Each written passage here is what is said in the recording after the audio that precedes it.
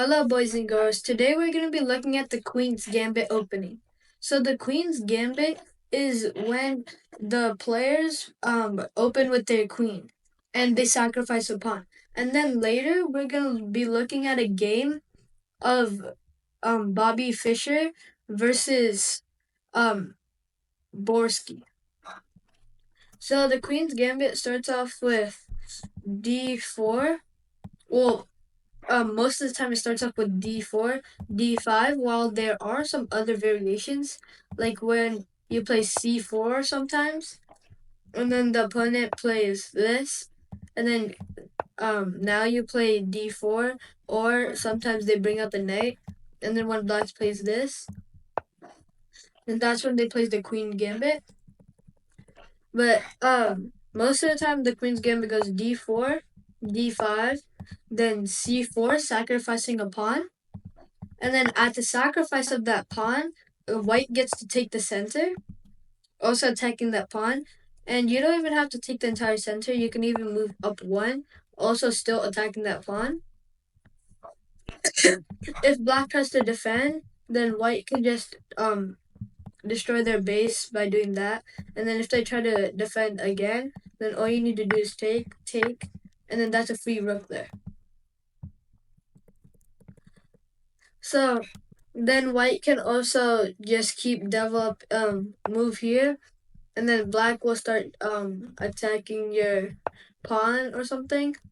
Then just keep developing your pieces. There are other versions like the Catalan in this position, where you can also play that. Or then and then let's say black does a normal developing move. White can just play the Catalan, and then black can take out their bishop.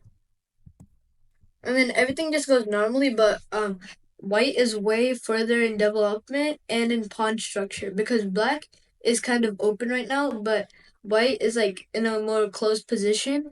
And then if we keep playing in this position, like here, like you don't even have to take this pawn. Like there's other ways to take this pawn, like with the queen, like going here and then going here, or with the knight going here, then here.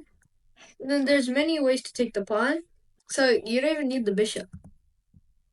So then let's say black makes a crazy move like that, and then white can just castle, and then the king is in a very safe position, while black's king they can try to get into a pretty safe position, but still like this pawn is very weak. But not like this pawn because since it's like protected, the white bishop can like attack the rook at any time. Like in this position, if white goes here, this is very deadly because if black takes, this is a very serious blunder for a lot of people. Like they just think it's like a normal trade, but it's just like in the cost of a rook. And then in this position, black can just bring their knights to a corner. And now the king, I guess, is pretty well protected, but you're up a rook in this case. So in this position, you can just keep developing, and you don't even have to recapture that knight.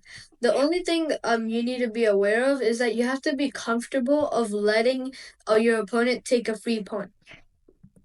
For the cost of your development, that isn't a very big price, if you ask me. Like in this position, you can even try to take the pawn by moving here, then here. Like there's many ways to take that pawn. And then just keep developing your pieces. What I would recommend is that you would you would like take out your bishop before you play here. But that's what I think you should do. And then if it's the Queen's Gambit decline, there's also different variations for the Queen's Gambit decline, like the Albin counter gambit.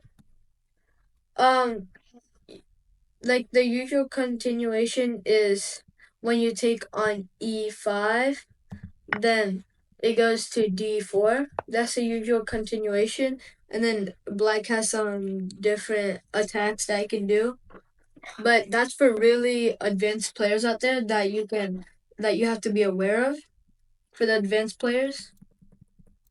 So you can also uh like the Queen's Gambit is very strong opening. It's one of my favorites, to be honest.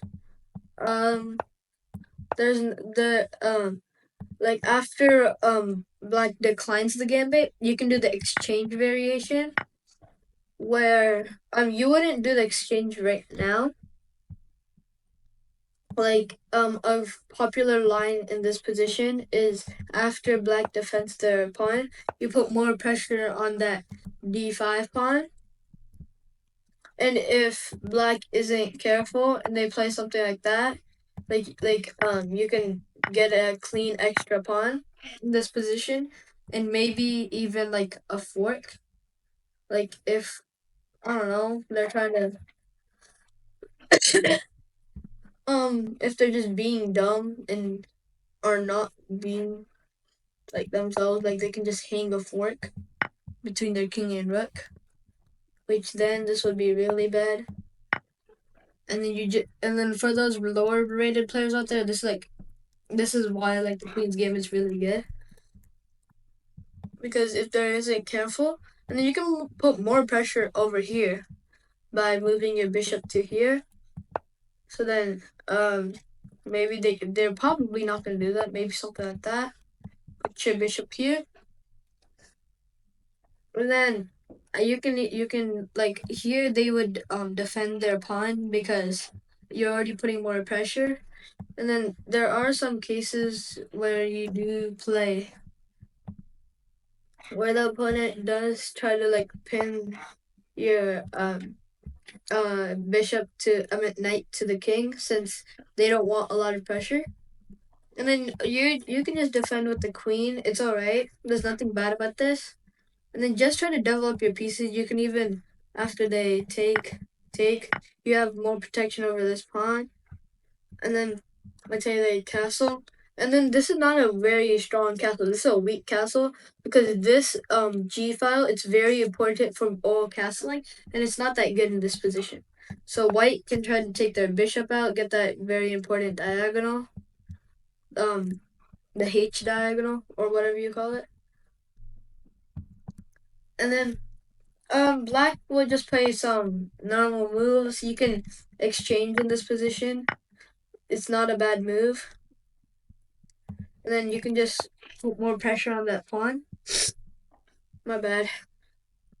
And then, yeah, that's it. And then you can take control of the C file, which is a pretty good file for you to come and attack the king. And then yeah, you're already putting more pressure. And then, like, black is not in a very safe position. If you transfer the queen here and then put some kind of attack, it'll be very deadly. And in some cases, white can take control of this diagonal in even the rook. And this is actually a very good position for white. So like there are there's different things that you can do. Um, Normally it goes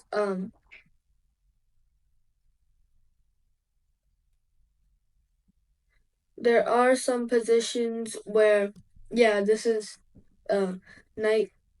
Yep, and then this is like the most normal way to play. This is the most popular way to play. There are some other ways to defend, like the I'm pretty sure this is called the Slav defense or something like that. Yeah, I'm pretty sure this is called the Slav defense. And it's kind of better in my opinion, because instead of taking back with the middle pawn, you take back with the corner pawn. And in most positions you don't in most positions you just keep developing in this position. Or you don't well yeah, you just keep developing in this position, and then that's very normal. And then you can go knight to f3. And then there's also other positions where you go knight to f6 and such so on. And then this is a pretty good opening. It's a yeah. And then there's many other positions. Just try to create an attack if you're white, and if you're black, then once you come in with the Queen's Gambit, my in for me, I would either defend like this or like this. I wouldn't take that pawn, and then that would allow most people, a lot of people, to just get ahead of development for you. So what I would do is just pause their thing, and then the exchange is not that different, except this is just the Queen's Pawns opening. Just play it like the Queen's Pawns opening, and then if you decide to defend for black, white can come in. You take it out here, and then you just keep developing your pieces. You're not ahead or behind on development here because you didn't take that pawn. So yeah, that's it. So let's get on to our game.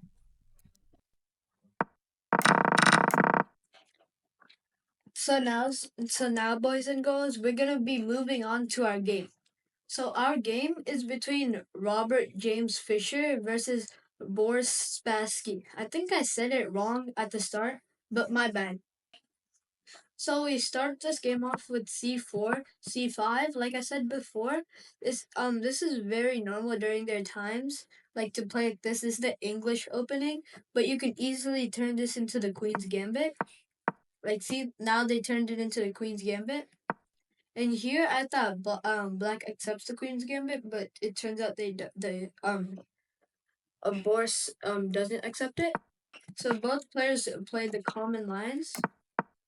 This is very common. Um, most players here, I'm pretty sure they take the bishop, or they take the knight instead. But in this position, um, Robert doesn't,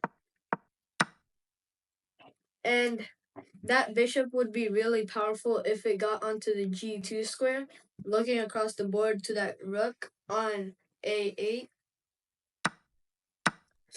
And here they both players just trade out pieces, and white is getting a very promising attack in this position.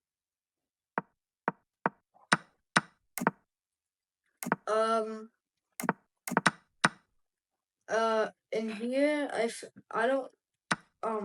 The reason why black doesn't take this bishop is because the queen attacks on a8. If you're wondering, they can't. White castles. White moves back their bishop, and black has a very promising defense, but white has a very promising attack too. Because black's defense on the king side isn't very promising, but black could launch a counterattack very quickly. But Fisher trades a knight for a bishop, which in my opinion is a very good trade. Here Fisher offers a trade of pawns. Boris doesn't accept. Like in this position, white gets a very promising attack on the king as they're marching the pawns down. White can easily just move their king to g3, putting a very promising attack, moving the rooks into the game. It's like very promising for Bobby Fischer. Both players just shuffle their pieces. And look at that. The Queen's Gambit does give a really promising attack for white. Like in this game, if you utilize the Queen's Gambit pretty good, then you will get a pretty good attack on black. They trade the pawns, and white gets their rook into the game. And like I said before, the queen wants to come here to make a very promising attack. Black needs this on the bottom file, and then the white pawn on the e pawn for white is getting very close to the end, which is actually very risky for black. It looks like a misslip here. Um, Boris trying to repeat positions. Fischer declines. That queen's looking like right there. That's why Boris wanted to kick that queen out. They trade a rook for a knight, which is actually not a bad trade in this position. And there's a very, very promising attack in this position. And here, um, Black resigns, Fischer wins, and because Robert Fischer has the very good attack targeting this pawn, and there's a checkmate in some moves. So, see you next time in my next video, and I hope you have a great day, and bye.